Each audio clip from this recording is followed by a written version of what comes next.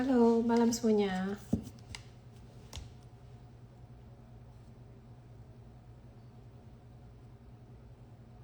Malam semuanya, bareng lagi kita live bareng Nah Podium.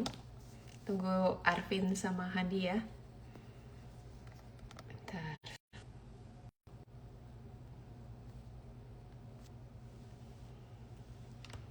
Gimana kabar Portonya hari ini? Sorry telat, iya. Baru balik. Habis meeting tadi. Ya, ini udah ada. Loh, kok malah kok Jimmy yang minta live? Mana Arvin dan Handi? Malam. Gimana Portonya? Udah pada balik belum? Yang lost kemarin kena trading halt. Oh iya. Malam.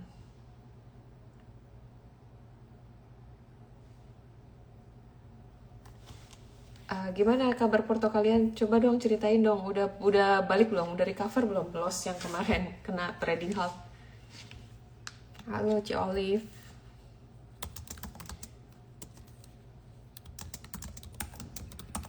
Ya, kongsi facai semuanya yang merayakan. Semoga di tahun kuda api ini kita bisa cuan bareng-bareng lagi ya.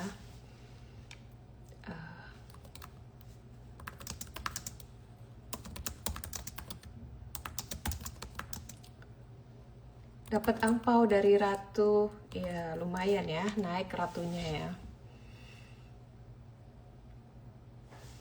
Yang bisa manfaatin, bisa cuan lumayan. Hari ini IHSG-nya koreksi tapi low volume ya, not bad. Beberapa hari juga sudah naik. Kocak, bisa ya.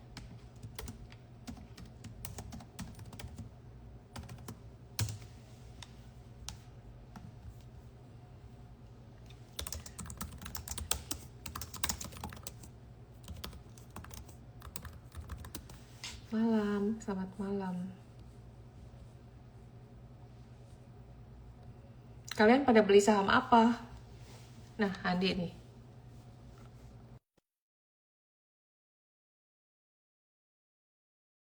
Nanti dibahas ya, suka. Selamat tahun baru Imlek buat semua yang merayakan. Malam. Halo, malam Han. Buset. Tes. Kongsi Malam, pacai, Ki. kongsi Kongsi pacai. pacai. Bentar, Semoga tiba-tiba hujan. tahun kuda api cuan-cuan semua ya. Semoga cuan. Semoga Porto kayak kuda. Lari kencang ke atas ya, tapi ya. Lari kencang ya. Jangan ke Jangan bawah. lari ke bawah ya. Jangan ngusruk kudanya. Gimana? Nih kita ajak naik apa nih? Ada Mayfair nih Han. Oh ya, mau nggak dia? Dia mau minta naik ini Han. Gue accept aja nih, gue accept nih. Mati dia. Dia salah pencet pasti tadi. Pasti panik dia. Bahas komoditi. Sebenarnya kita bahas komoditi juga udah sering banget ya Han ya. Udah dari zaman podium episode yang terakhir. Dia udah awal ngomong tahun komoditi ya. kok. Ya. Awal tahun ya. Yang kita Terus bahas kita view kita. ngomongin yang itu ya. Adaro juga kita kan komoditi juga itu pasti Iya, kita bahas. Adaro, ADI, ADMR di episode apa?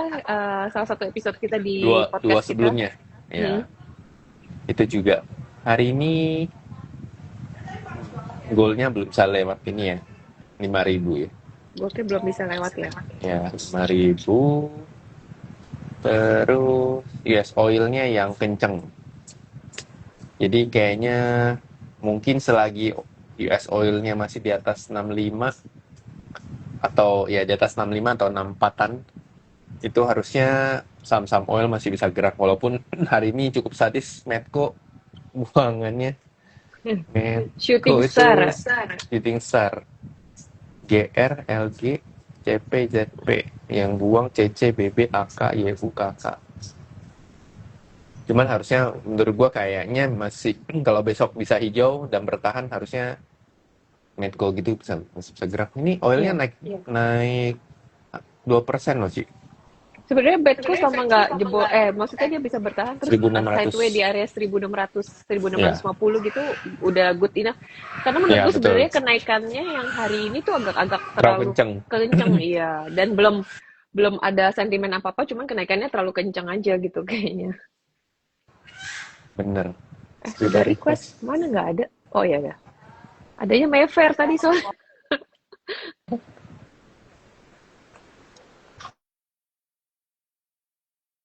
Belum. Ada yang bisa dibantu? Gimana? Ada yang bisa dibantu? Atau ada yang bisa dibanting? Kedengeran nggak suara gua? Kedengeran. Gua ngomong, gua mintang pau. Minta Kita angpau. Ya.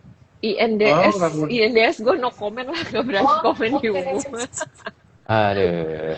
waduh, udah rungkat deh. Yang sih ini ya. Kenceng.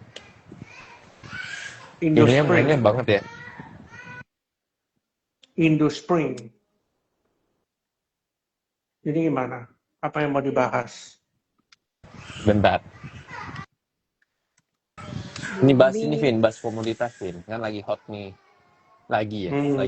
Bahas lagi. Udah, bukannya udah bosan ya bahas komoditas ya? Orang-orang baru ngebahas barusan ya? Udah lama. Kita udah di video beberapa kali. Iya.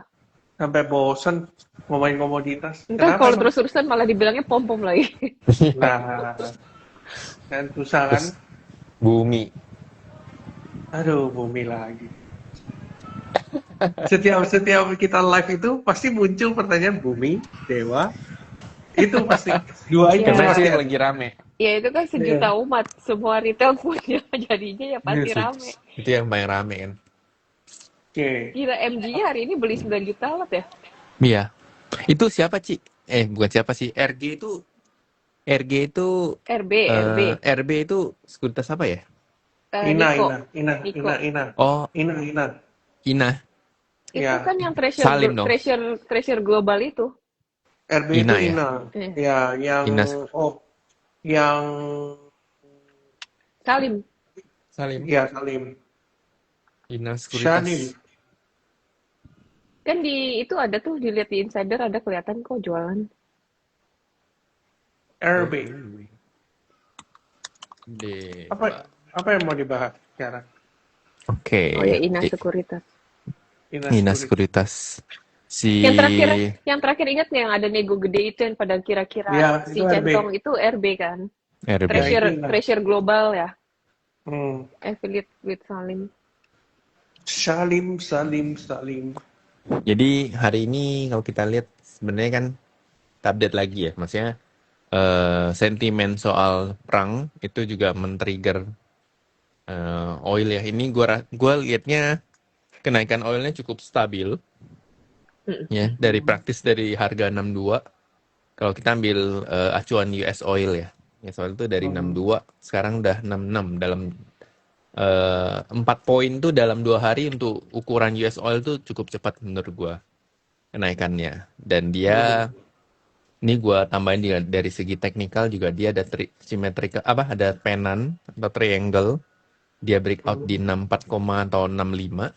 Sekarang stay di atas 66. Jadi kemungkinan besar gue liatnya sih masih ada potensi ya ke 68 sampai 69 gitu untuk si US oil. Makanya gue liatnya kayaknya ininya juga masih cukup kuat sih. Energi yang lain ya. Kalau lu lihat aja Dow Jones Commodity Nickel, bukan nickel sih. Ntar gue lagi nyari data Newcastle. Tunggu Han, sorry Han. Coba di oil dulu. Maksudnya harga oilnya ini tuh naiknya tuh karena demand-nya yang meningkat atau supply-nya yang di-cut? Sebenarnya lebih bukan lebih ke trigger. Sebenarnya secara permintaan nggak naik sih. Supply pun harusnya juga nggak berkurang. Seingat gue kayaknya terakhir tuh tahun lalu kan OPEC itu ngurangin supply gitu. Tapi habis itu kan udah diem gitu. Nah, Hmm. sebenarnya yang hari ini tuh gue lihat lebih ke orang berspekulasi bahwasannya kemungkinan perangnya bisa terjadi gitu. Makanya gue liatnya ini di sisi lain tuh US oil-nya naiknya cukup kenceng lah kayak gitu sih. Itu Han. Menurut Alvin gimana, Vin? Ada tambahan nggak, Vin? Menurut saya,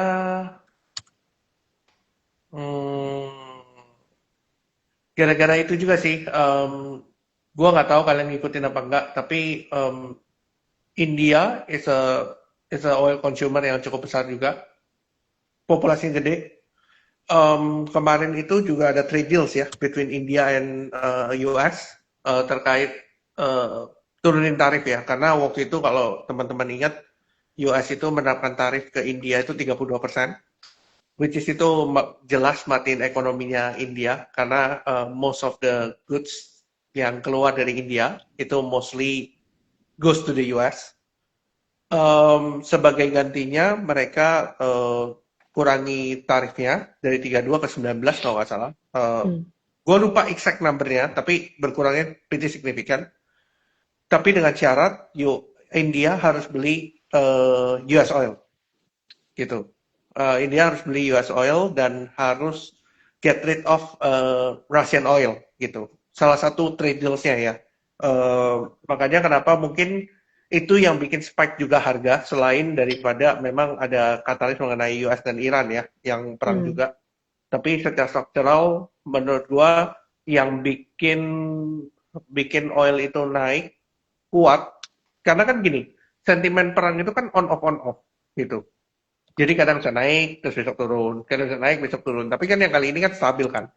So, I think itu caranya US untuk matiin Rusia juga gitu. Karena Rusia kan ekspor oil di bawah harga pasar gitu. Makanya mau nggak mau ya dia doing some trade deals. Dan baru ada riset juga dari Bloomberg, China juga buying US oil juga gitu salah satunya. Gitu. Jadi mungkin itu yang jadi another demand juga karena India dan China itu banyak sekali pakai Russian oil dan Venezuelan oil gitu. Makanya ketika kan sempat kita ceritain kan, ketika US mengambil Venezuelan oil, it's not bukan karena presidennya memang bermasalah dan segala macam, tapi itu lebih karena geopolitik, Politik aja. lah, ya. Lebih karena geopolitik dan supaya dan gue kalau nggak salah baca ya, ada satu berita mengenai Rusia juga, dia akan membuka something related to dollar kalau nggak salah, usage of dollar. Dan itu yang bikin juga, lu coba lihat di XY-nya spike tinggi. Juga menguat ya. Ya, dan yang menyedihkan USD rupiah kita sudah mendekati 17.000. Balik lagi. Padahal BI hari ini kan ada berita ya, BI menahan suku bunga ya. Iya. Jadi ya begitulah. Gitu. Secara rupiah masih berat ya. Ya, makanya kenapa ini yang sebenarnya gua pribadi khawatirkan gitu. Karena memang dikala dolar indeksnya melemah aja, US dollar rupiah itu sudah mencapai 16.000 sekian, sampai mendekati 17.000. Apalagi kalau dolar indeksnya menguat. Iya. Gitu. Itu yang bahayanya di situ. Makanya I don't know, mungkin ada cara untuk tackle this atau nggak tahu. Kita sekarang itu kita nggak bisa mengharapkan kepada moneter sih. Kita nggak bisa mengharapkan pada BI. Memang kebijakan fiskal tuh harus lebih banyak dimainkan atau kebijakan yang dilakukan oleh Kementerian Keuangan. Kalau gue bilang sih seperti itu. Nah sekarang ini gue belum melihat Kementerian Keuangan tuh melakukan something yang konkret, pretty significant gitu, pretty significant untuk membantu gitu. Itu yang gue belum lihat gitu sih. Tapi kalau dipikir ini sayang banget nggak sebenarnya Indonesia tuh kayak missing opportunity kan sebenarnya. Harusnya ketika market US atau negara-negara maju tuh udah mulai melemah, entah itu karena tech bubble, AI yang segala macam naiknya udah kekencangan, harusnya kita kebagian inflow kan, karena kita negara-negara komoditas. Di saat harga-harga komoditasnya lagi bagus, harusnya Indonesia kebagian inflow. Nah, ketika Indonesia kebagian inflow, logikanya kan harusnya itu bisa jadi salah satu indikasi, maksudnya salah satu faktor yang bikin rupiah harusnya menguat. Ya, Ya, tapi yang terjadi sekarang justru kebalikannya. Memang harga komoditasnya naik, beberapa saham komoditas juga harusnya diuntungkan, tapi kita kena kena kendala di MSCI lah, Moody's ya. lah, gitu, FTSE lah, gitu, sehingga dan beberapa kita lihat juga masih di sektor realnya jadi nggak balance gitu ya. Karena kan Hmm. seharusnya cycle-nya kan biasanya apa komoditasnya bagus, berarti para pengusaha di Indonesia, pengusaha komoditas itu punya uang, dapat uang lagi gitu, cash flow-nya bagus dan akhirnya spending lagi, masuknya ke Hmm. consumer, ke spending, ke konsumsi gitu kan. Dan itu bikin Hmm. rupiah menguat. Tapi ini kok sampai saat ini juga kita belum melihat ada indikasi bahwa ada penguatan di rupiahnya. Padahal US Iya. dollarnya sedang melemah pun kita rupiahnya tetap ikut Hmm. melemah gitu. Benar-benar. Heeh. Jadi missing opportunity-nya, missing link-nya tuh di mana menurut kalian? Menurut gua salah satu masalahnya memang kita terlalu reliant on China. Itu problem pertama. Makanya kenapa Presiden Prabowo ke Amerika beberapa hari yang lalu. Menurut gua buat Presiden offers to US itu terkait ketika minerals. Karena karena gue lihat US ini lagi berusaha untuk karena gini, US itu tidak punya critical minerals yang mereka kembangkan sendiri atau mereka tidak punya storage of that. Makanya kenapa mereka US itu mau berusaha untuk narikin ibaratnya negara-negara itu untuk ayo kita bikin critical minerals bareng gitu. Nah, gua rasa presiden juga sadar soal ini. Makanya kenapa presiden datang ke US, kita dibilang kita itu punya critical minerals banyak sebenarnya. Cuma Hmm. yuk bantu kelola bareng gitu. Jadi ekspornya itu tidak hanya ke China, tapi ada juga ke US. Kemungkinan kayak gitu. Karena sekarang itu kan kalau kita cerita peta pertambangan ya, terutama minerals, itu kebanyakan kan China, kebanyakan. Kebanyakan Hmm. China. Dan kalau kita tidak melakukan diversifikasi ke negara lain, kita itu terlalu reliant on that gitu. Makanya Hmm. kenapa kita itu juga mungkin ya, ini prediksi kenapa kita ke arah sana. Itu satu. Yang kedua, baru-baru ini Donald Trump bikin kebijakan mengenai membangkitkan pembangkit listrik tenaga uap atau PLTU. Sebelumnya PLTU ini banyak sekali yang di shutdown. Sekarang itu mau dibangkitkan lagi karena Hmm. kita tahu lah bahwa electricity atau AI, data center and anything itu butuh dua hal.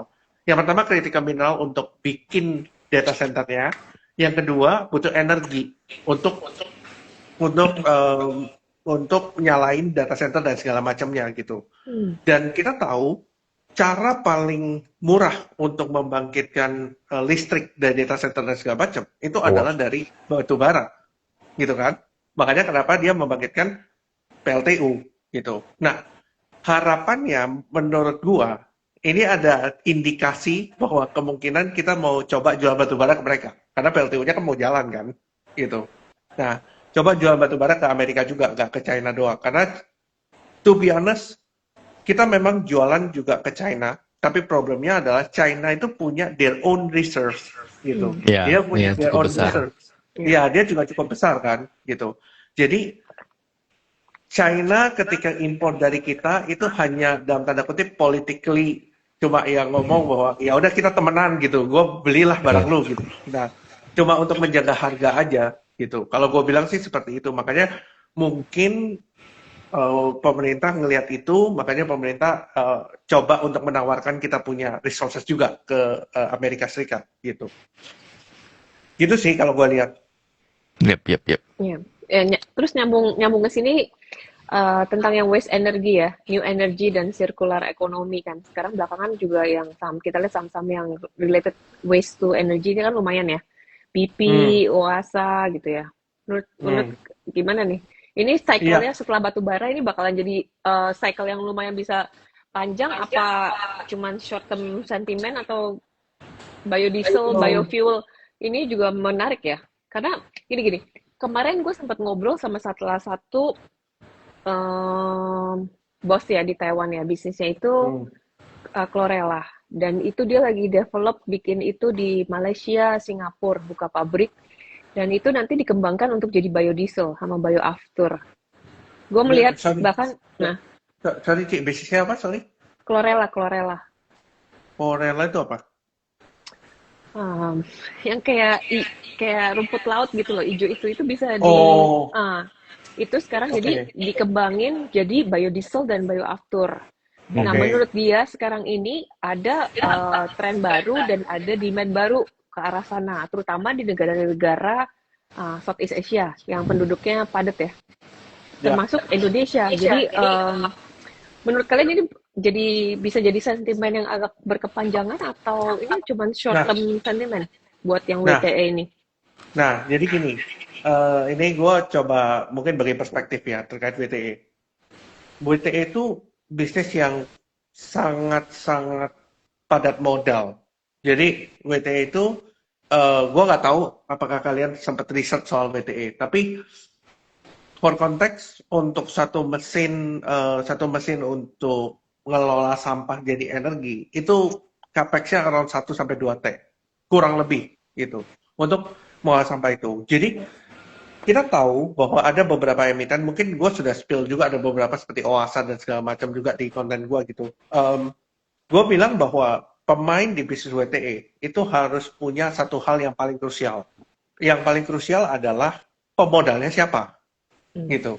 Karena kalau kita nggak punya backingan pemodal, kita tahu bahwa untuk bikin bisnis WTE is not cheap gitu. It's Hmm. not cheap. Bukan bikin bisnis WTE itu butuh mesin tuh 1 sampai 2 T satu Hmm. mesinnya Hmm. gitu. Dan kita harus punya di banyak titik, nggak cuma satu titik doang Hmm. gitu. Nah, jadi untuk butuh ekspansi itu bakal gede banget. Hmm. Related to that, artinya ketika ada capex, berarti pembiayaannya ada dua hal. Ada dari obligasi, sama dari utang bank kan? Hmm. Gitu. Nah, sekarang permasalahannya, yang jadi masalah sekarang, itu adalah kita melihat bahwa sentimen secara jangka pendek itu pasti ada. Di mana banyak perusahaan nanti akan menerbitkan obligasi, menerbitkan itu untuk meningkatkan capex-nya. Nah, sekarang pertanyaannya, siapa yang akan menjadi pemenang kan? Hmm. Nggak mungkin pemenang itu nggak mungkin akan, gua rasa pemenangnya akan ada beberapa gitu, Hmm. nggak cuma satu, Hmm. tapi dia akan dapat titik A, dapat titik B, dapat titik Hmm. C, dapat titik D. Nah, ini Hmm. akan dibagi-bagi gitu, dipecah-pecah. Nah, sekarang itu yang paling penting kalau kita punya tesis on WTE, yang paling penting adalah kalian ngerti siapa di balik perusahaan ini gitu. Hmm. Karena dengan kalian tahu siapa di balik perusahaan ini, maka kalian tahu fundingnya datang dari mana, terus kemungkinan apa yang akan dilakukan untuk dapat fundingnya, kayak gitu-gitu. Lebih ke arah situ sih, kalau gue ngelihatnya. Per jangka pendek ini ya. Karena kemungkinan katalis terdekat adalah, oke, perusahaan ini akan menang WTE. That's it. Hmm. Ya, ya, ya. Gitu. Karena Gitu. karena pun seharusnya gini ya, ketika dia menang pun ini tuh proyeknya kan jangka panjang ya buat ngebangun Betul. infrastrukturnya apa segala macam itu kan masih Nah, lama lah, masih panjang banget. Jadi kalau bubut, menurut gue kalian juga harus berhati-hati untuk FOMO gitu karena ya, sahamnya udah bisa jalan duluan dengan asumsi ya udah dapat proyeknya udah jadi ya, pabrik ya, dan apa pasti. proyeknya segala macam sedangkan itu kan butuh waktu. Betul. Hmm. Ada tambahan Han Iya, iya, dari iya, iya. sisi lu? Udah lengkap sama Arvin.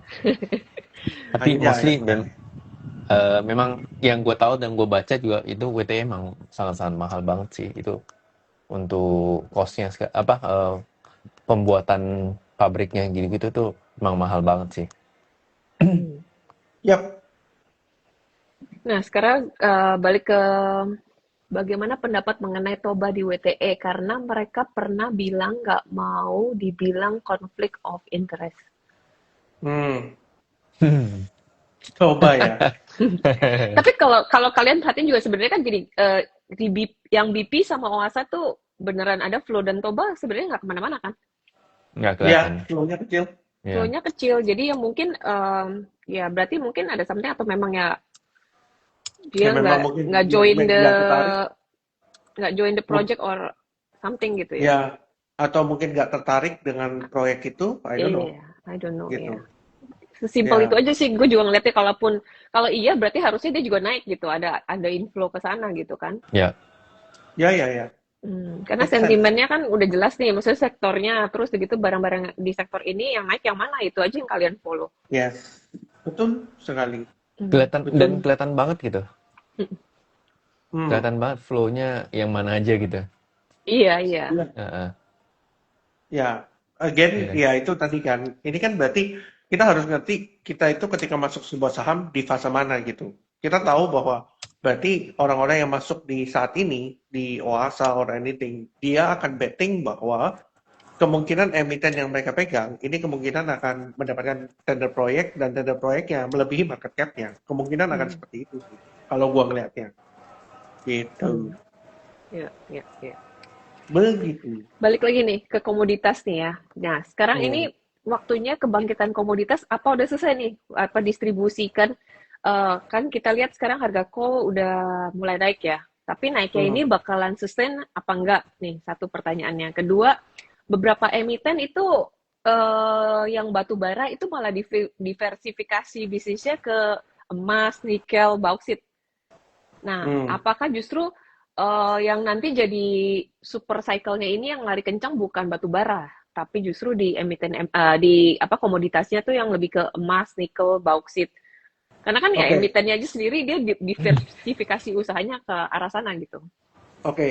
Gue Hmm. bisa jawab soal itu. Mengenai batu bara, kuncinya kita tahu bahwa RKAP ini akan di-cut kemungkinan kan. Gue nggak tahu apakah itu sudah confirm apa belum. Tapi eh, kita tahu berdasarkan data yang leaked atau Hmm. yang sudah tersebar, kita tahu yang mana saja yang tidak akan di-cut, yang mana yang Mm-mm. di-cut. Kita Ya, sudah ya. tahu itu.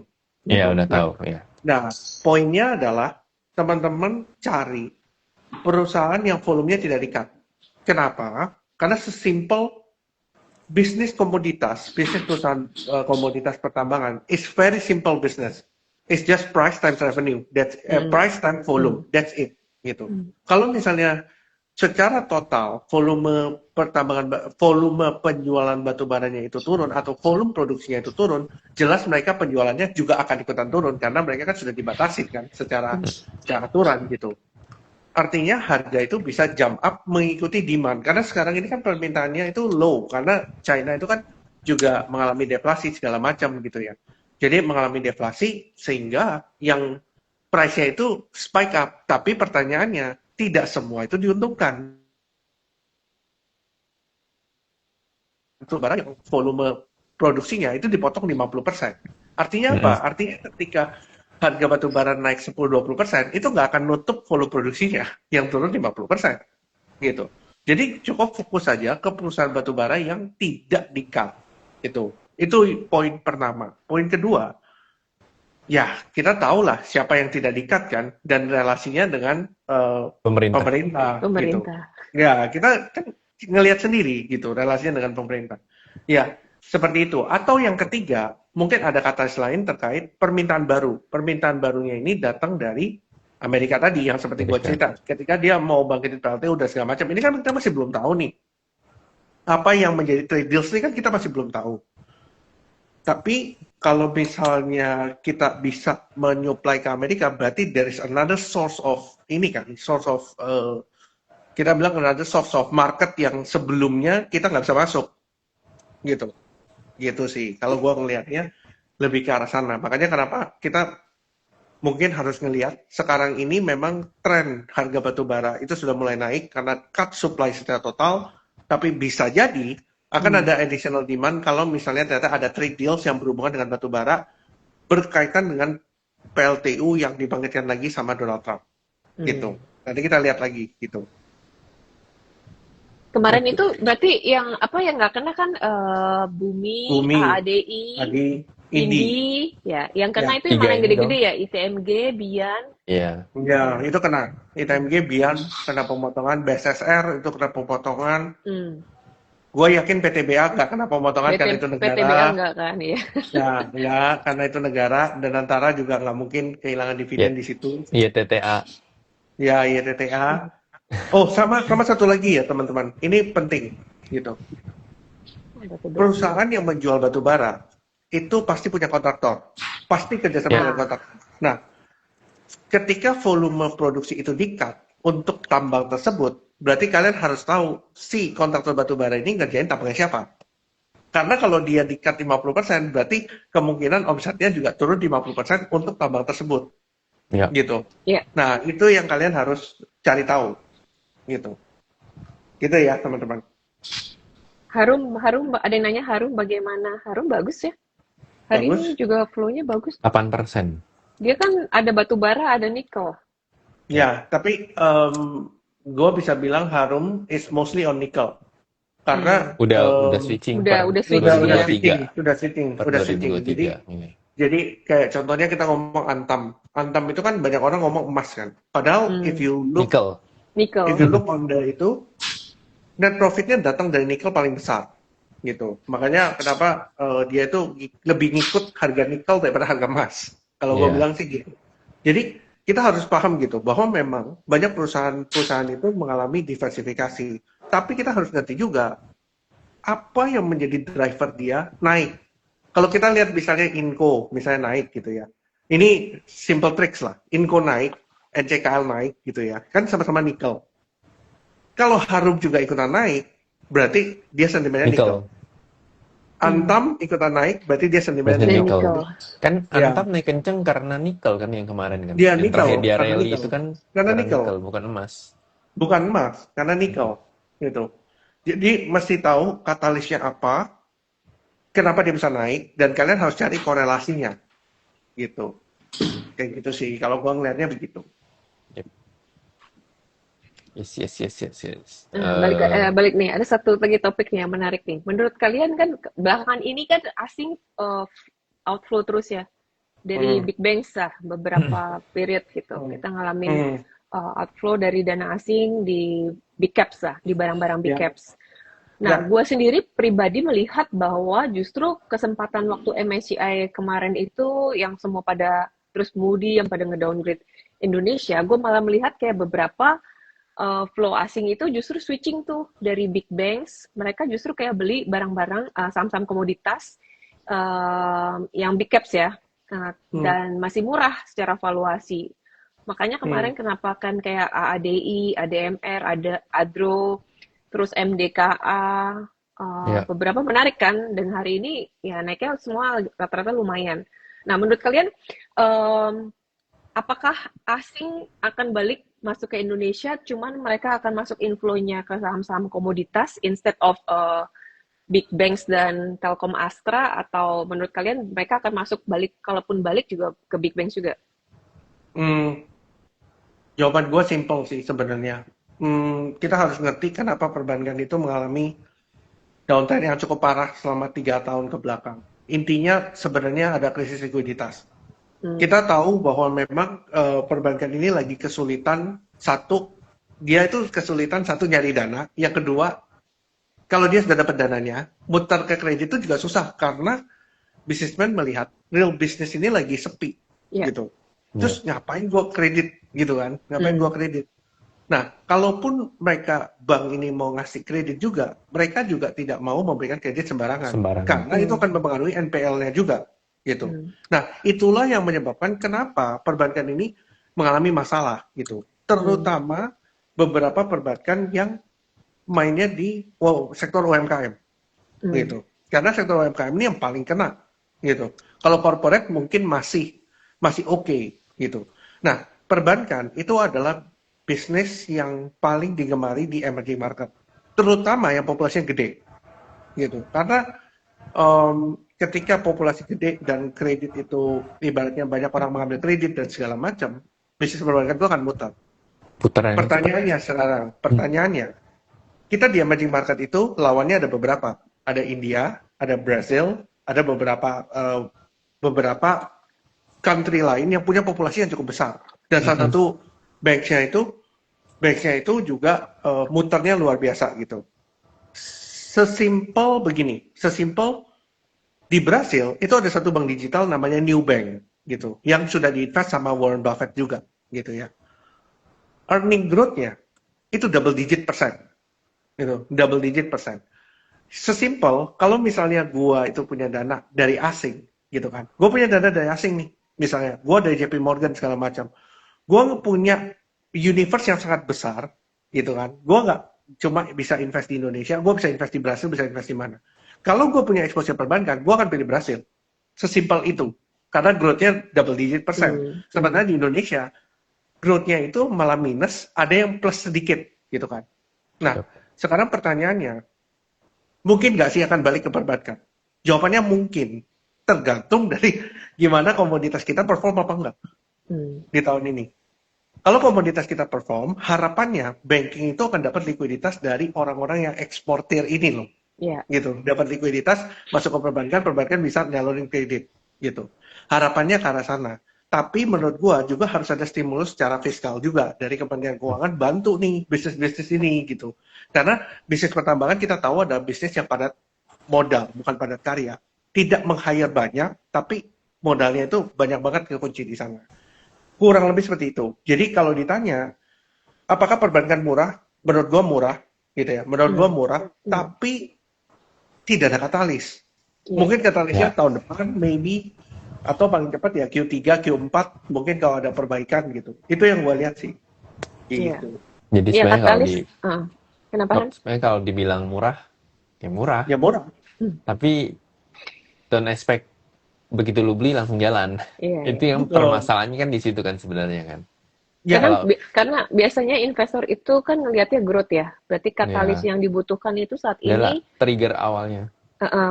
bahwa untuk investor melihat akan ada growth di perbankan gitu, yang which is belum kelihatan ketika sektor real di suatu negara itu masih belum pulih balik ya. Sama satu lagi yang jadi problem itu adalah inflasi yang tidak turun banyak. Teman-teman perhatiin banking itu selalu hidup ketika suku bunga itu rendah. Ketika suku bunga rendah, ekonomi muter kan, gitu. Nah, sekarang orang tanya, kenapa kok BI rate itu ditahan, tapi harga sambang malah hancur, gitu kan? Turun. Masalahnya simple, karena satu, US dollar rupiah kita di 16.900, which is ada potensi BI akan menerbitkan sekuritas rupiah Bank Indonesia lagi, gitu kan? Dimana itu akan bikin bank ini saingan dana nih. Sekuritas rupiah Bank Indonesia nawarin misalnya let's say rupiah 7%, 8% misalnya, gitu kan. Nawarin di rupiah 7%, 8%. Apakah kalian akan naruh uang kalian di bank dengan deposito cuma 3%? I don't think so. Itu yang pertama. Yang kedua, sekarang itu pemerintah defisitnya 2,92%. Which is, kalau kita berbicara soal makronya, artinya pemerintah ini lagi butuh duit banget dan harus cetak utang dalam jumlah yang sangat besar. Ketika mereka cetak utang dalam jumlah yang sangat besar, mereka butuh pembeli. Benar nggak? Ketika mereka butuh pembeli, artinya mereka akan menawarkan dengan bunga yang jauh lebih tinggi daripada yang sekarang. Makanya kenapa kelihatan ID 10 year itu sudah mendekati 7% lagi. Gitu.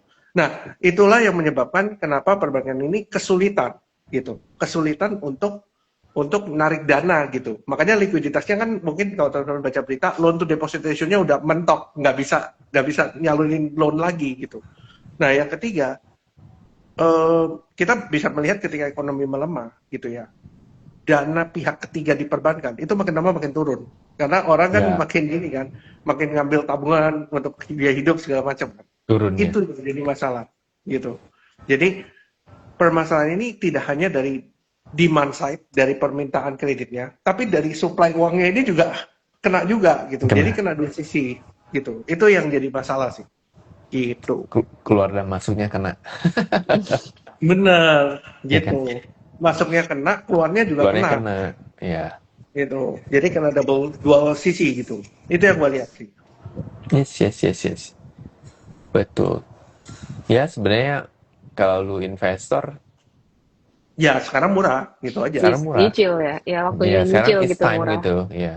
Cuman masalahnya ekspektasi lu mesti lu atur gitu. Mesti diatur. Karena maksudnya kendala, gue bilang menurut gue yang masalahnya nanti kenanya di psikologis nih. Bankingnya nggak kemana-mana ketika kalian beli, dan beberapa saham yang lagi ada sentiment story itu larinya kenceng gitu. Ya, betul. Makanya dan itu kan maksudnya itu problem kita semua lah. Banyak orang tuh nggak bisa menentukan gue ini sebenarnya trader kah atau gue ini sebenarnya investor gitu loh. Kalau lu beneran terapin lu bahwa lu adalah investor, lu telah memilih gitu ya. Terus lu research sesimpel research banking gitu.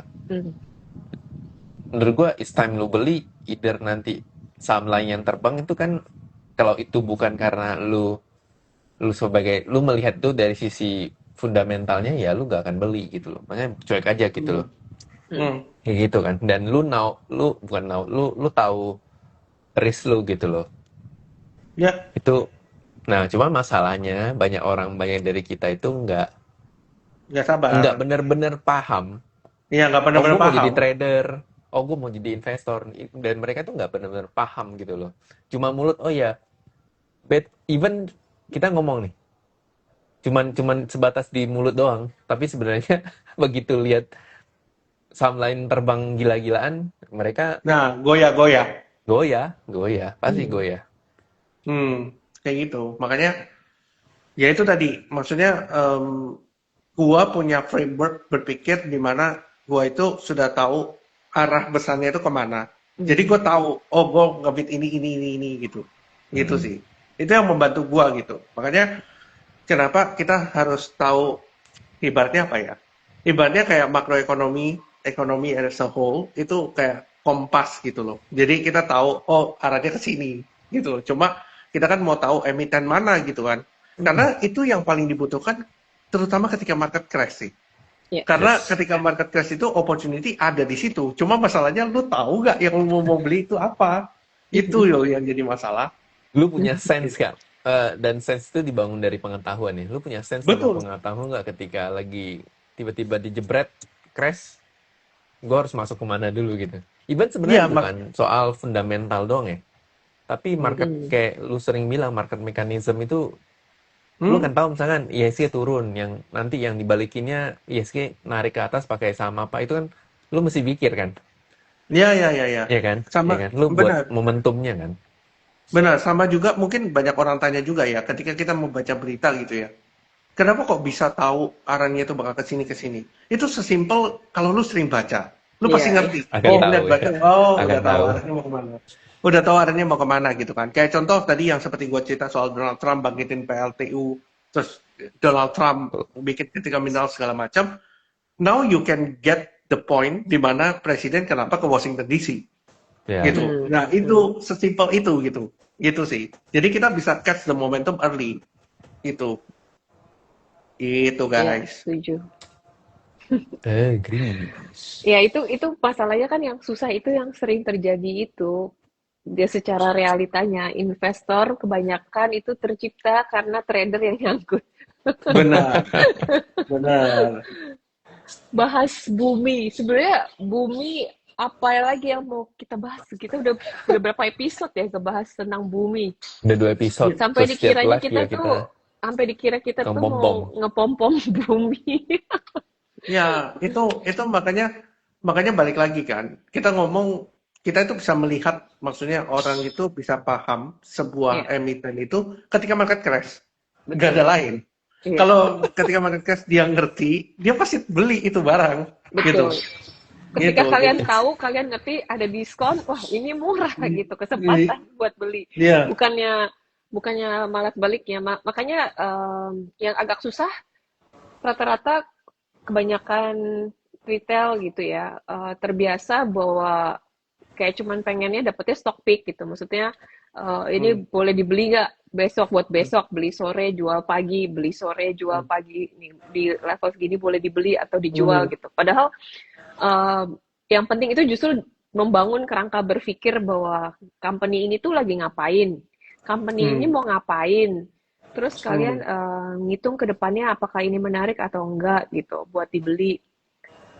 Ya, Masalahnya waktu diskon napasnya habis. Nah, itu dia. Itu kan masalahnya money ketika management. money management. Oke, mungkin memang betul kita juga semua pernah ngerasain dan kita semua nggak selalu benar.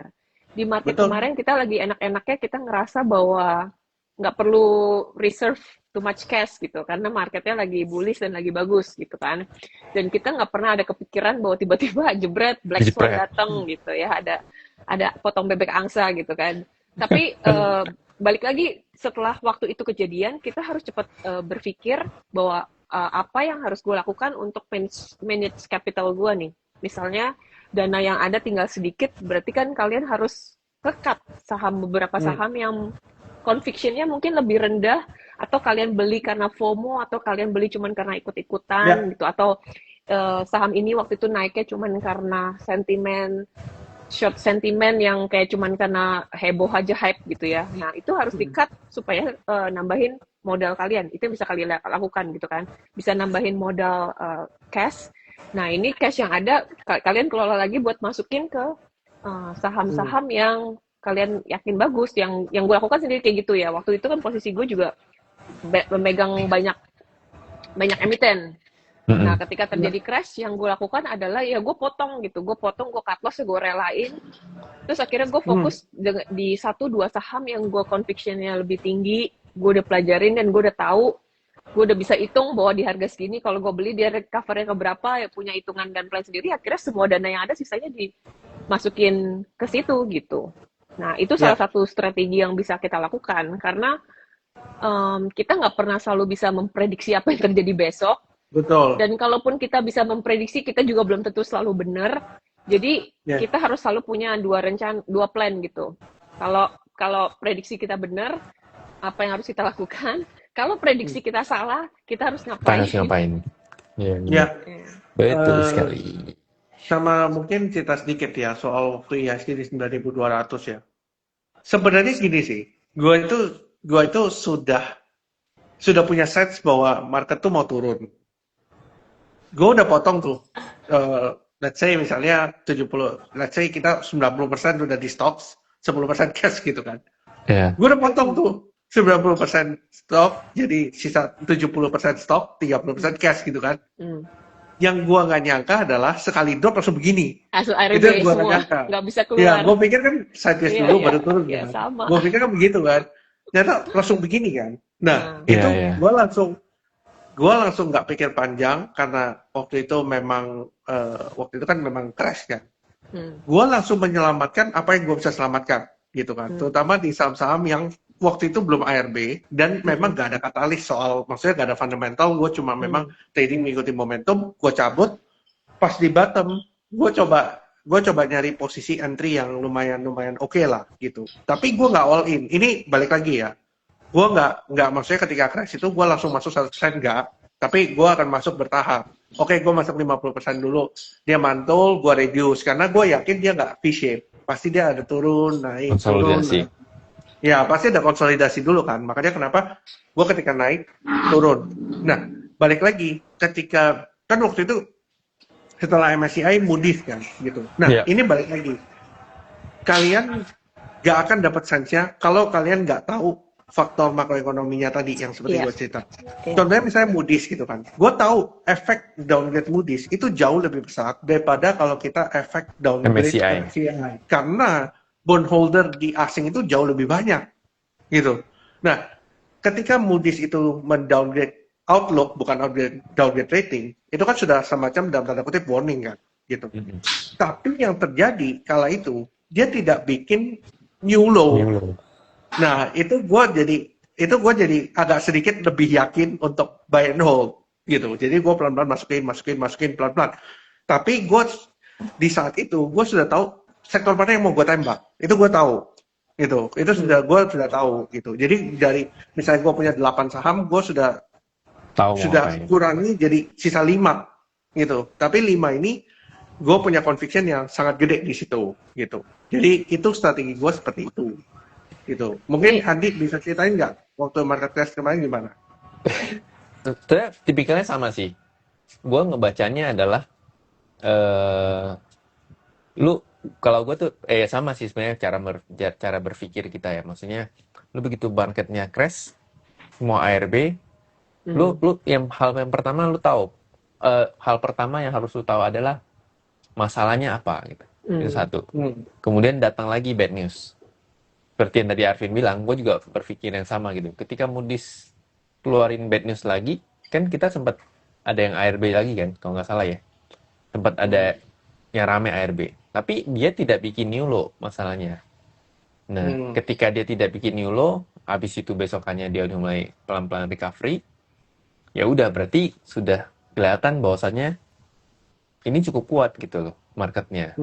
Poinnya ketika lu crash, dan dia rebound kemudian turun lagi dan dia tidak bikin new low, itu sebenarnya adalah signal awal ketika kalian bisa lihat, oh berarti cara market cukup kuat nih karena minimal harganya tidak bikin new low, satu. Kalau Arvin tadi tahu maksudnya mesin nembak yang mana secara fundamental. Kalau gue tuh lihat dari beta. Beta itu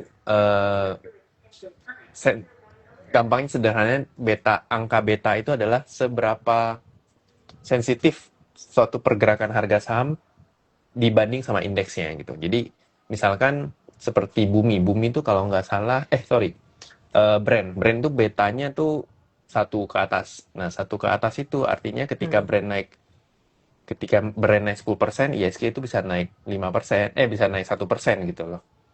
10% atau 15% ke atas gitu. Nah itu jadi patokan gua. Ketika itu kenapa akhirnya kan gue ngajakin beli, yaudah kita tembak aja, maksudnya kita beli banking gitu, blue chip gitu. Karena faktor di saat itu adalah ketika lu mau nyelamatin indeks, ya lu nggak mungkin narik bumi dong buat nyelamatin indeks. Nggak mungkin kan?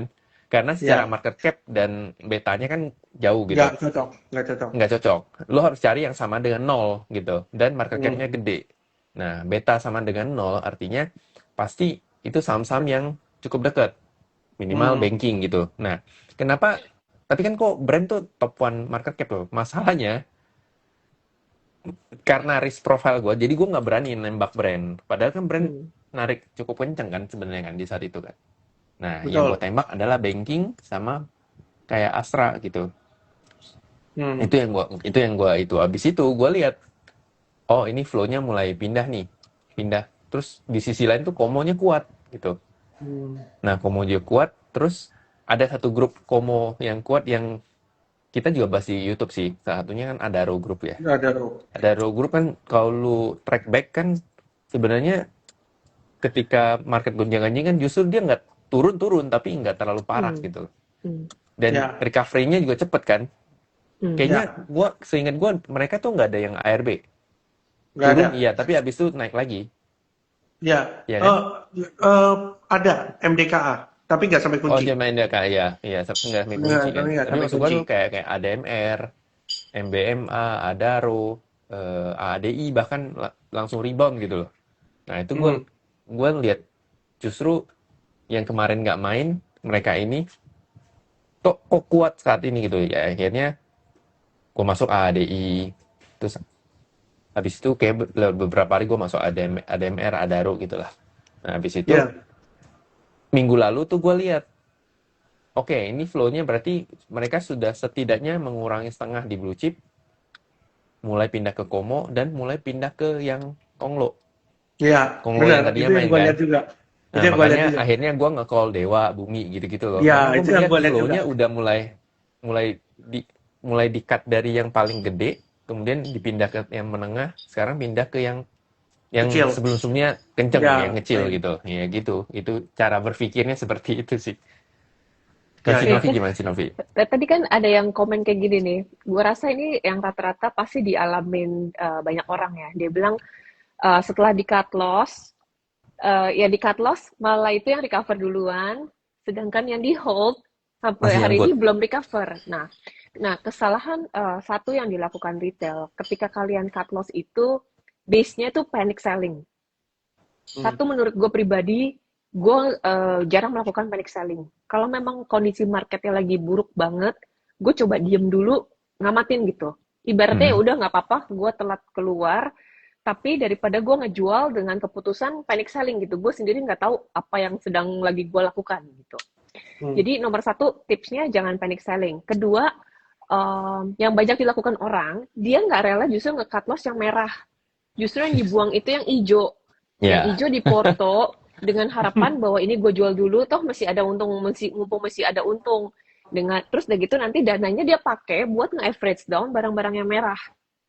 Sedangkan padahal harusnya kalian lihat dengan jeli bahwa yang ini merah, kalau yang ini masih hijau, atau dia ternyata nggak ARB atau di level tertentu kelihatannya ada akum, itu yang harusnya barang yang kalian pertahankan.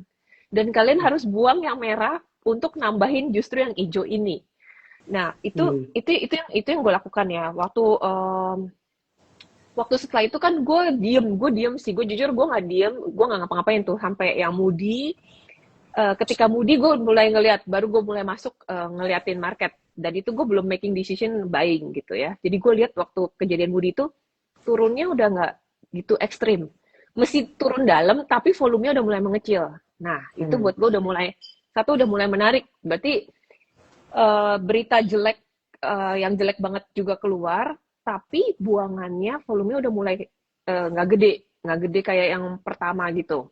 Nah di situ gue memperhatikan saham-saham memang sudah ada di watchlist gue ya, dan artinya ada di porto gue, dan gue sudah tahu barang-barang ini story-nya, terus udah gitu karakter pergerakan sahamnya seperti apa. Gue memperhatikan di level mana barang ini kelihatannya dijagain gitu. Nah, gue masuk ke situ, dan gue akhirnya memilih tiga barang sih. Gue nggak main banyak. Nah, di market kayak begitu, jangan cari banyak item. Fokus ke maksimal 3 menurut gue. Perbesar jumlah, nominalnya, tapi jangan banyak emitennya, karena kalian akan susah ngejagainnya, karena marketnya pasti masih bumpy banget, volatil. Terus udah gitu, itu gue masuk sedikit dulu gitu ya, gue sambil ngeliat mantau. Dan terakhir, ketika berita FTSE keluar, nah FTSE keluar malah dia turun sebentar pagi-pagi, abis itu kelihatan marketnya udah kayak nggak mau turun lagi, udah nggak ada seller. Malah Nah narik. di situ narik, gue malah masuk gede. Gue jujur masuk gedenya tuh di energi ya. Jadi gue perhatiin saham yang kelihatannya udah nge-base banget tuh kan. Kalau dilihat beberapa hari, energi udah ketahan di level 1000. 1000-nya tuh lumayan, dan itu nge-base banget. Ya udah gue masuk timpukin situ, terus udah gitu beli Dewa, Bumi, ya kayak apa, Medco gue juga udah beli ya. Waktu itu gue udah beli di level 1400-an. Nah jadi maksudnya liatin saham-saham yang memang fundamentalnya bagus, dan waktu crash dalam itu kelihatan bahwa kayak penurunannya itu cuman karena panik. Nah, yang kelihatannya memang susah recovernya, kayak gue ada pegang Excel lumayan gede. Nah, itu gue akhirnya merelakan untuk cut loss gede di situ, udah gue buang karena gue ngerasa kalaupun recover ini kelihatan bakal recovernya heavy gitu. Yep. Karena nggak ada yang ngejagain, dan kayaknya justru tiap kali kayak naik, bahkan IHSG udah berusaha mantul, dia kayak naik dikit terus udah balik merah lagi gitu. Berarti kan berat gitu. Nah, yang kayak gitu gue cut loss. Mau berapapun minusnya gue relain aja, udah cut loss gitu. Maksudnya ya floating profit kemarin hilang, ya udah harus berani rela ngelepas barang yang memang kayaknya nggak layak buat di hold gitu. Nah justru kalian jangan salah, jangan justru ngebuang saham-saham yang hijau, yang kalian berpikir bahwa mumpung masih hijau nih, gue mesti profit, gue jual yang profit buat nambelin saham-saham yang merah nih, yang merahnya dalam. Nah justru karena itu nominal kalian makin gede, dia naik dikit pun makin berat gitu. Jadi loss-nya tuh makin gede, dan itu akan kalian makin susah average down-nya.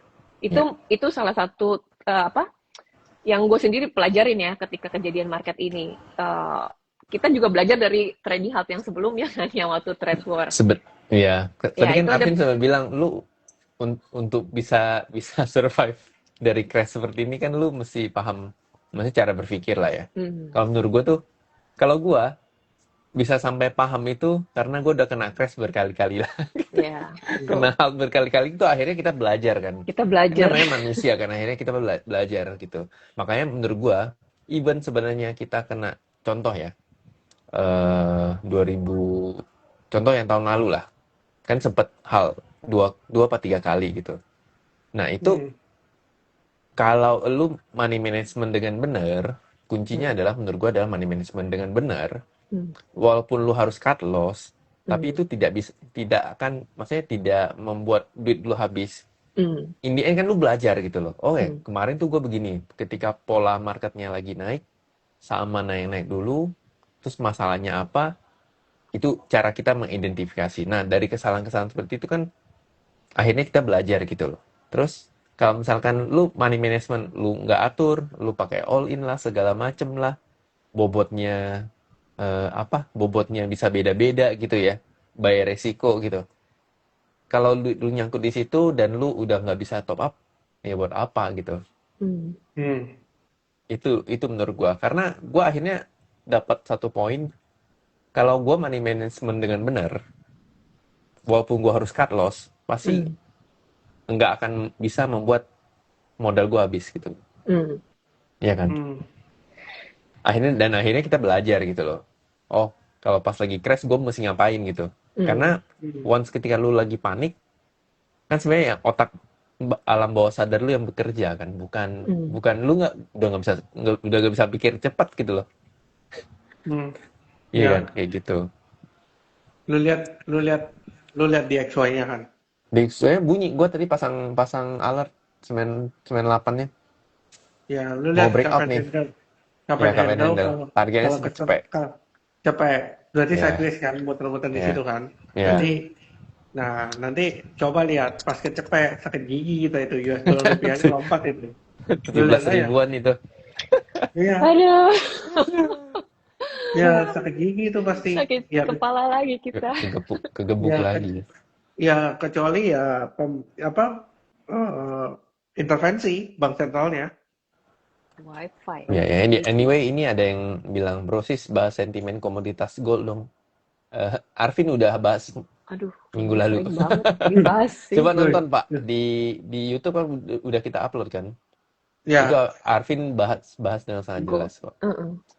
ya, ya itu Terus pembahasannya panjang soal market mechanism, terus kenapa kok gold itu bisa turun 10% dalam sehari. Ya, ya pokoknya betul. nonton di situ lah, Pak. Itu Itu panjang udah ada kok. penjelasannya. Gitu. Malam Koci boleh bahas AADI. Waduh, Wow. itu Ya, juga udah di Udah running udah podcast, itu. mulai nonton balik. podcast YouTube kita lah. Kita bahas Adaro Ya, Group kan itu. ya, kita bahas ada grup in general. Nanti kalau teman-teman mau nonton ya nonton di YouTube aja. Gitu. Hmm. Gitu. Bahas Bitcoin Medco kok. karena USA dan Iran lagi tegang. Ya, Minyak juga kita gue udah bahas ya. Sebenarnya Tadi di minyak awal. kita juga udah bahas ya. Sektor minyak. gini. Mungkin gue mau tambahin sedikit ya. Banyak orang yang bilang ketika mereka beli oil company itu karena harga oilnya naik, but it's not the case. Makanya teman-teman harus paham, kan teman-teman harus melihat beberapa public expose dari perusahaan-perusahaan minyak. Yang paling penting teman-teman lihat adalah capex-nya berapa. Kalau teman-teman cek Medco, itu capex-nya naiknya signifikan, terutama di tahun ini. Artinya apa? Balik lagi, commodity is just price times volume. Semakin volumenya semakin gede, berarti ada potensi revenue-nya juga semakin gede, terlepas price-nya berapa. Gitu. Dan belakangan ini kan Pak Prabowo itu banyak ngomongin soal ketahanan energi kan. Gitu. Nah, itu yang jadi poin. Gitu. Kayak gitu sih. Kurang lebihnya seperti itu. Iya, Gitu. betul. Nah, Podium masih utang video YouTube khusus bahas Goto. Ntar ya. Kemarin tuh kita mau bahas, cuman nggak jadi karena menurut kita ada Yang lebih menarik. topik yang lebih menarik. Nah, kenapa kok ketika bahas bumi itu selalu bareng cendong ya? Selalu Iya. gitu yang dibahasnya. Kenapa ya? Gue tuh tadi pagi ya? Apa kemarin? Tadi pagi yang gue baru ngomong. Gue bilang, kalau barang CIC itu masih udah sisa 1%-an gitu. Menurut gue, lu udah nggak perlu fokus ke situ nggak sih? Kecuali barangnya masih 8%, 9%. Menurut gue, nggak, mending lu fokus flow-nya, lu fokus teknikalnya. Iya, ngapain? Iya kan? Enggak, gue Daripada lu tahu Han fokus kenapa. fear, Gue tahu fear-nya kenapa. centong-centong terus. Karena narasinya selama ini kan didengung-dengungkan bahwa bumi baru bisa naik kalau centong udah selesai jualan. Itu Ya yang kan? kebentuk ya. Itu yang udah dibentuk di mindsetnya. Padahal dari waktu itu dibilangin itu bumi naik dari 100 ke malah ke 400-an tuh. Itu centong Ya. malah barangnya masih di 7%, 8%. Bener kan? Sampai Yang turun jadi ke 5% naik. Nah, sekarang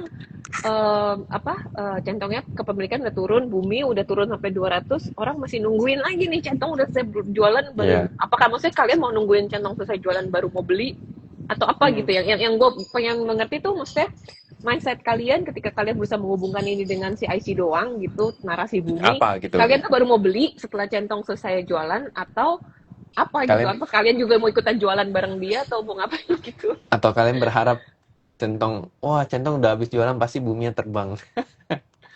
Nah, apakah ini sudah waktunya HK Bumi? Padahal menurut kita justru HK Bumi kemarin pas lagi turun trading up 2 kali itu. Iya, tapi maksudnya ini gue tadi ngomong gitu, gue tadi ngomong gitu karena kerangka berpikir ya. Maksudnya gue, iya, kerangka berpikir. by logic, anggap dia sisa 2%, 1%-an. Hmm. Terus ngapain lu masih fokus ke situ gitu loh? Iya. Iya kan? 1%. Iya, Mending lu fokus iya, cek flow-nya, cek Iya, jadi kalian nggak teknikalnya. bias. Cek Nggak flow-nya, bias teknikalnya jadi jadinya. nggak bias Ya, dan cek juga fundamentalnya bumi itu mau kemana arahnya. Menurut ya. kalian hitungan valuasi ke depannya bakal gimana? Masih masuk akal nggak buat dibeli di harga sekarang? Terus kalian punya Mm-mm. ekspektasinya apa? Kalau ternyata nggak jadi, dia turun ke berapa? Kalian harus cut loss. Ya mendingan dipikirin itu daripada cuman kayak ngitungin centong tinggal berapa, centong tinggal berapa. Menurut gua udah nggak terlalu worth it kalian memikirkan itu sih. ya. Dan ngapain juga, nggak ada efeknya juga sih. Putri Mas packaging semuanya punya banyak banget. Oh iya bener tuh. Bener lagi. Nah, Dunia per CEO ini anjing. ada pertanyaan bagus. Ada beberapa yang prediksi emas bakal reach 10.000. Gimana pendapatnya? Pendapatnya simple. Kalau beritanya lagi positif-positif, Pasti ngomongnya pasti semua di jauh atas. targetnya. Enggak, Targetnya gue jauh. jawabannya sesimpel yang kalian coba tanya aja sama yang prediksi kan yang prediksi 10.000 dia. Nah, Gila, kos 10 ya, ribu. Maksudnya basic soalnya, basic prediksinya apa gitu? Basic prediksinya apa? Itu yang maksudnya kalian perlu ya, tanya basic prediksinya yang ngasih tahu emas mau ke 10.000 ya basic prediksinya apa dan Reasonnya, kalian coba berpikir reasonnya apa? apakah itu make sense gitu dan bisa dihitung apa gimana? ya soalnya gue inget banget sih waktu BTC di Nah, 110.000 ngomongnya 200.000, ternyata kan 65.000. Sekarang Nah, gitu loh. ya Jadi, kayak bener. kayak Pak Purbaya bilang IHSG bisa naik ke 36.000 yang ngomong kan Pak Purbaya jadi harus nanya ke dia kenapa bisa Iya, IHSG ke 36.000 kita betul. juga nggak tahu. alasannya apa? Ya kan?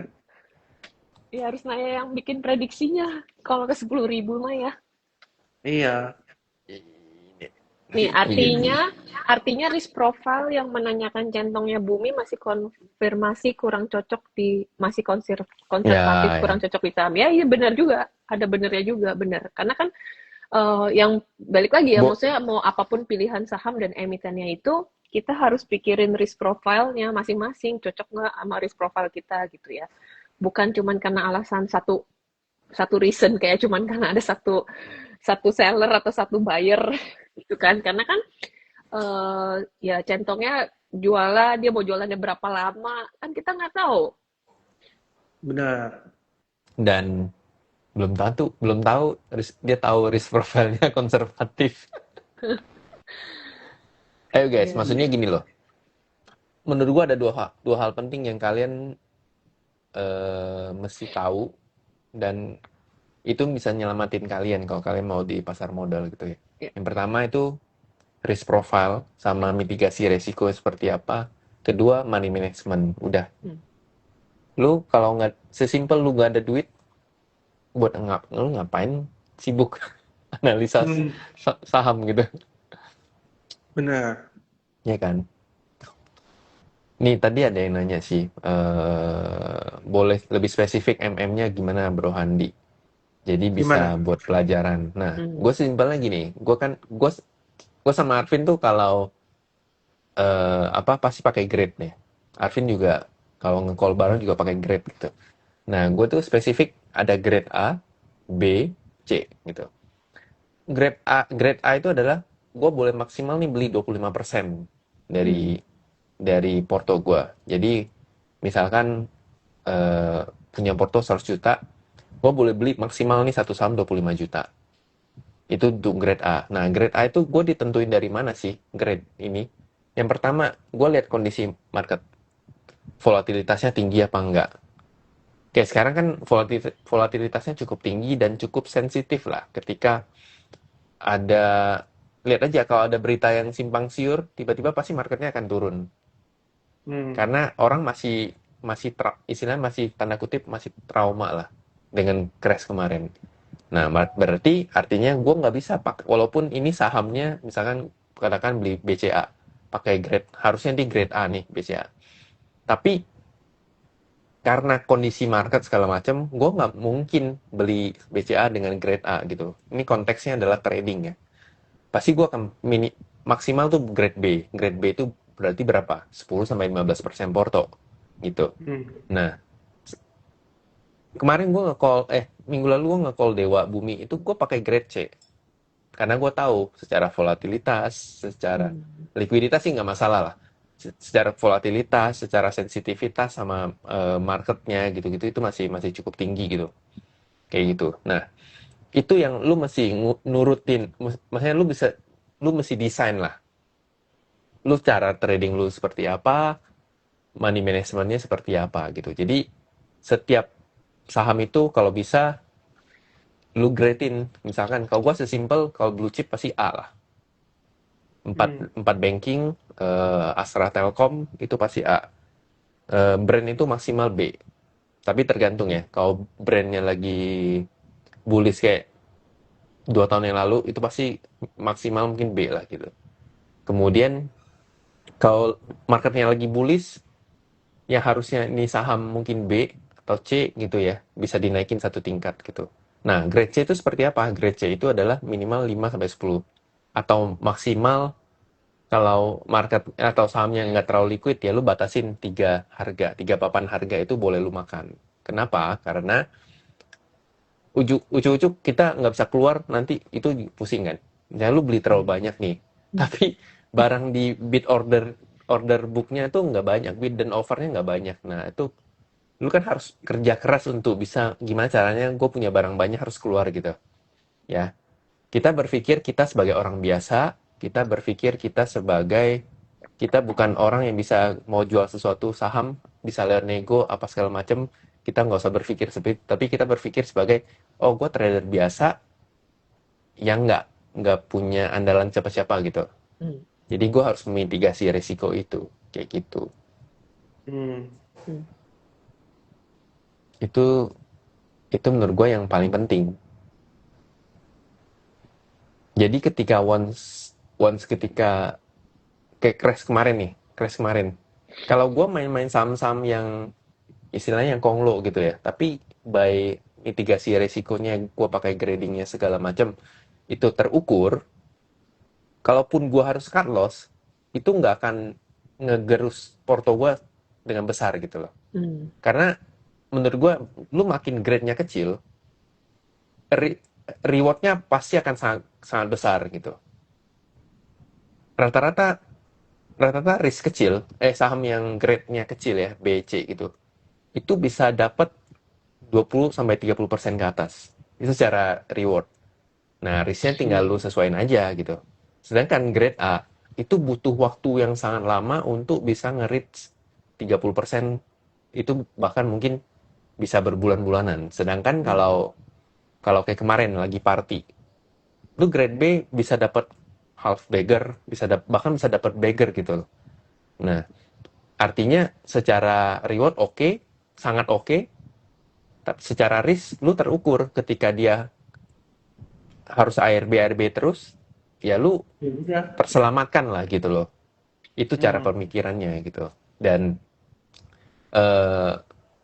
lu harus selalu tanamin ini saham naiknya kenceng, turunnya juga kenceng.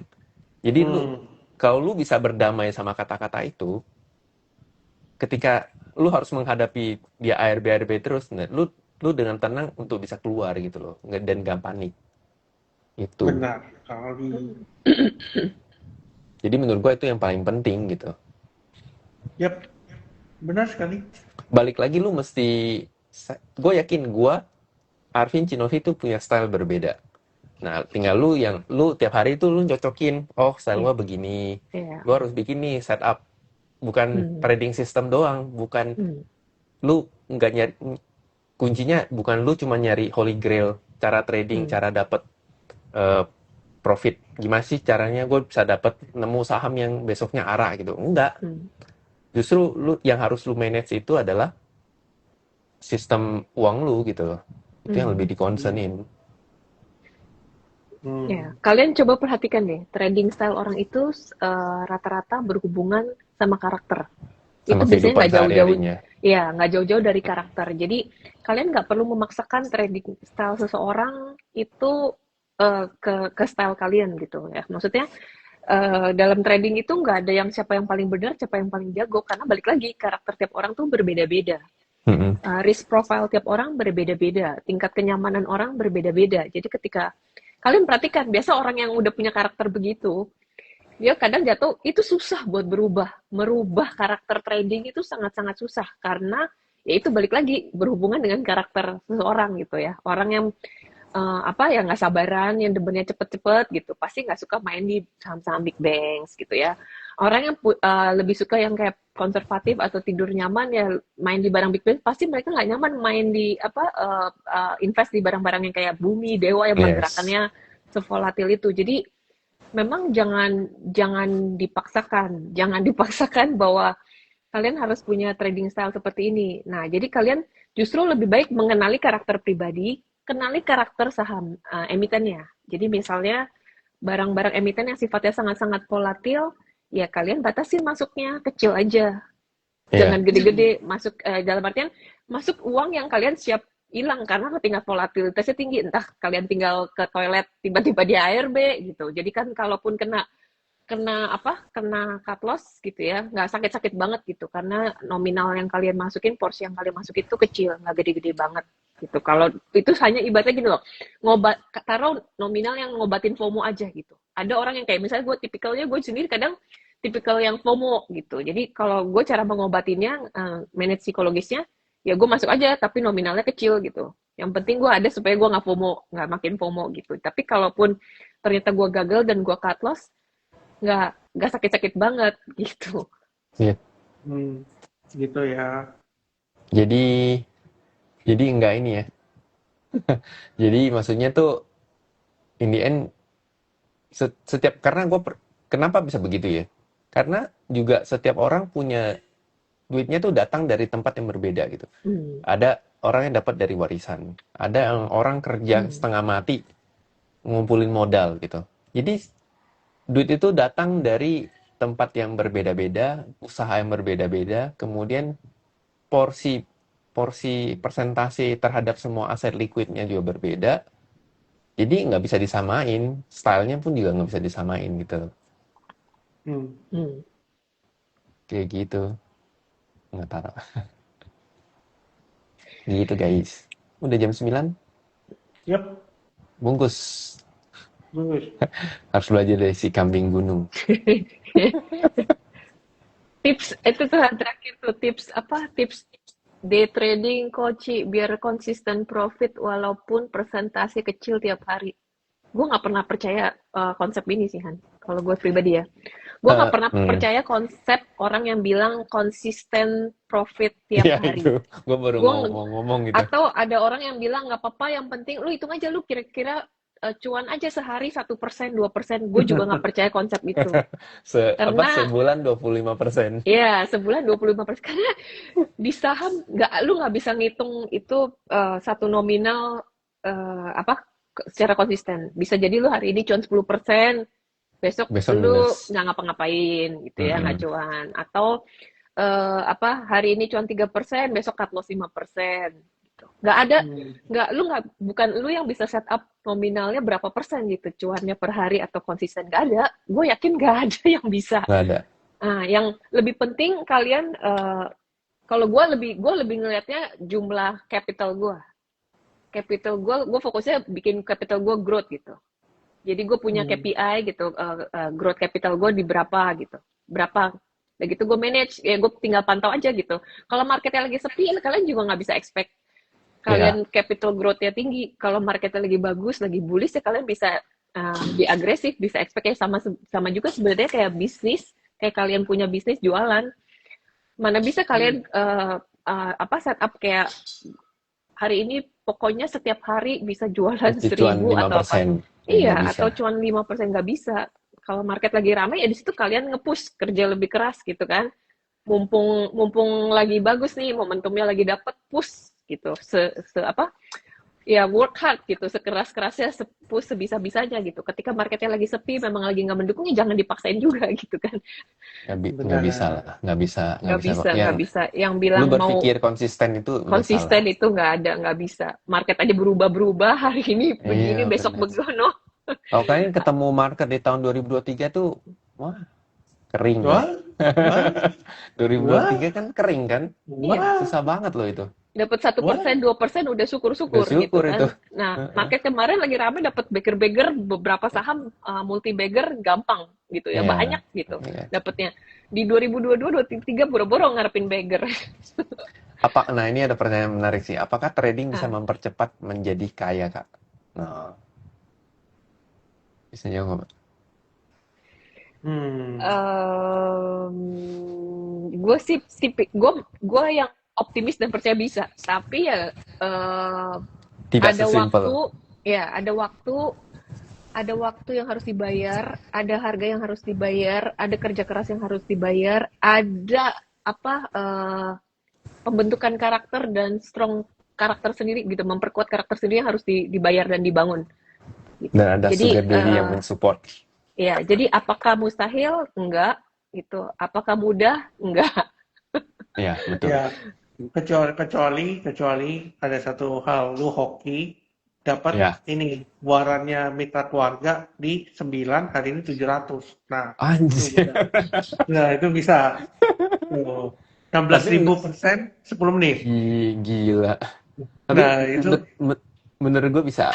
Tapi sebenarnya kan trading saham itu lu trade like a bisnis. Lu nge-trade kayak lu lagi bisnis ya gitu dagang loh. aja, lagi dagang. Ya kayak dagang aja gitu. Dan ketika lu mau dagang, lu mau sukses, lu mau kaya dari dagang, ya lu harus menciptakan sistemnya gitu.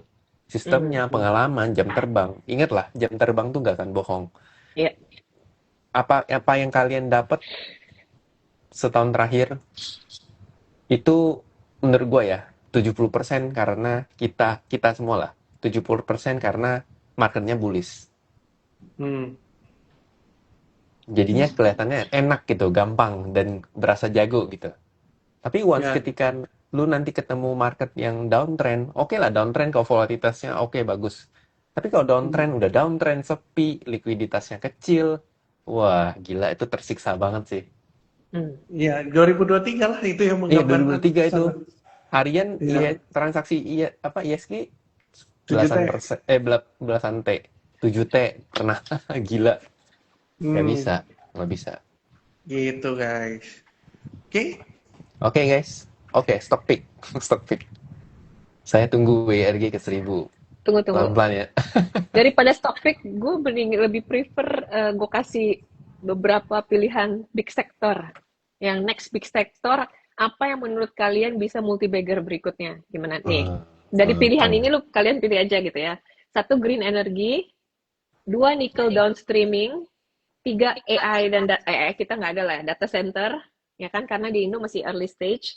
4 komoditas energi. Nah, pilih yang mana? The next multi bagger. Saham-saham itu nggak bisa multi bagger sih kayaknya.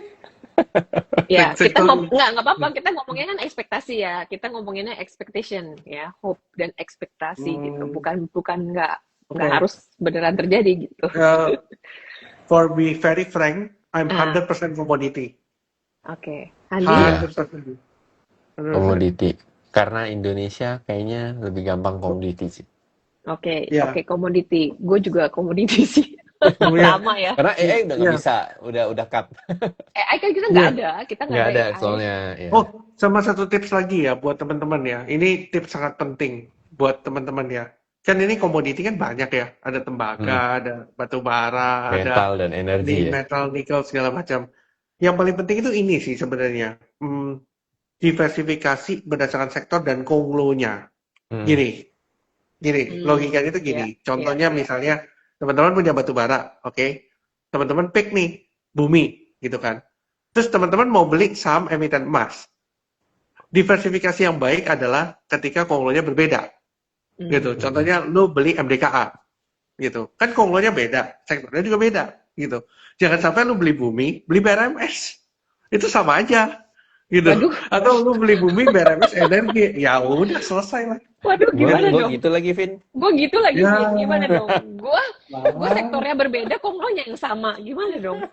Nah, ya gimana? Ini kan kayak beli ADI, ADMR, Adaro. Nah, Faktornya beda. gue ada lagi Pokoknya 3 itu sama. sekarang. Nah, kalau gua itu kemarin, contoh gue pegang Bumi, ya kan? Gue itu emasnya pegang emas, bener-bener emas, Ah, Emas. gitu. Iya. Kalau misalnya gue butuh steel, aluminium, gue gak ada pilihan. Gue harus pilih ADMR, karena nggak ada Iya. pilihan, Iya. gitu. Tapi sebisa mungkin, if you can, please do diversification on konglonya and sektornya. Karena Mm-mm. kalau misalnya kan sering banget kan, misalnya bukan karena sektornya jelek. Contoh misalnya kayak, let's say kita ngomong emas misalnya, emitennya emas, oke, gitu kan. Tapi kita ngomong kita belinya BRMS, gitu kan. Tapi buminya ARB terus, gitu kan. Buminya Iya. ARB terus, keseret semua BRMS segala macam, gitu kan. Karena satu konglo, gitu.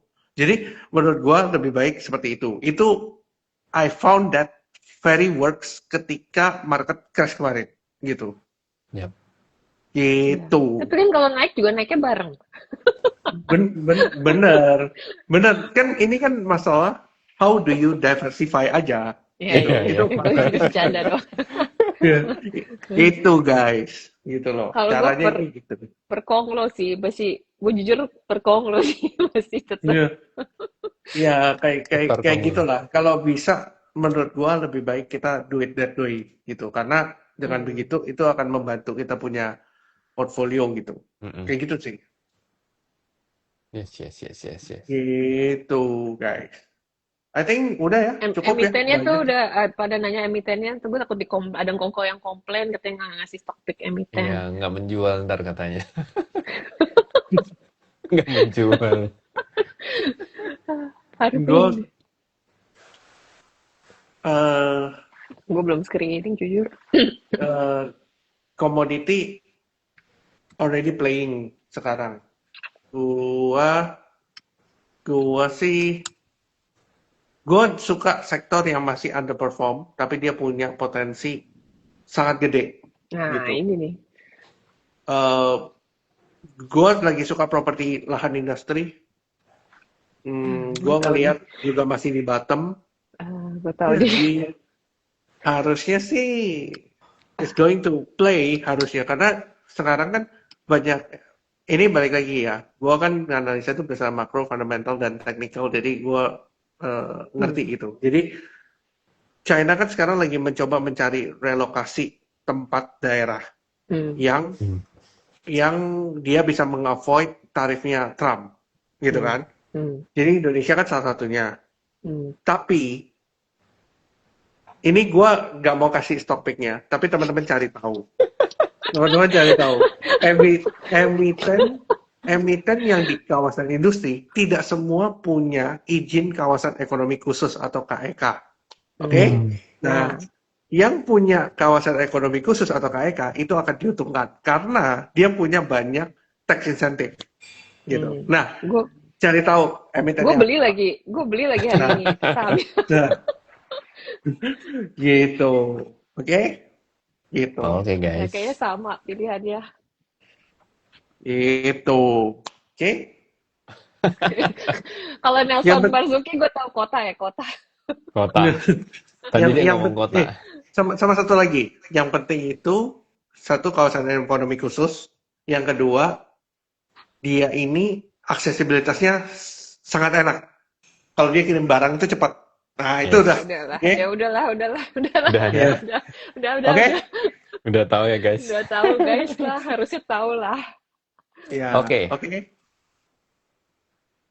udah. Andi, topiknya? Gue ya, stock pick ya. Gue besok mau ngincer kapal-kapalan. Kapal-kapalan lagi? Kapal lagi ya?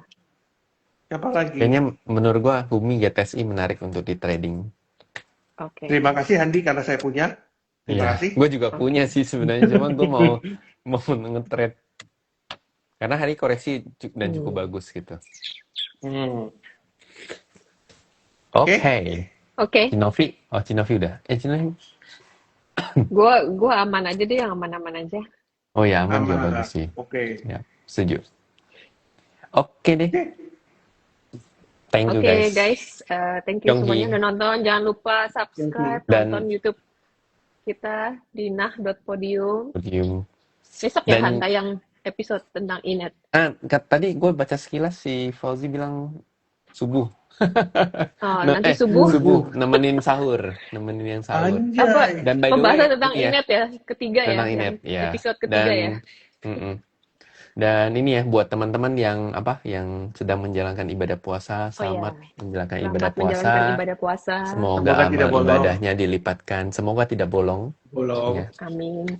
Amin. Oke guys, kita Bye-bye. pamit. Dadah. Bye, good night everyone. Good night. Bye-bye.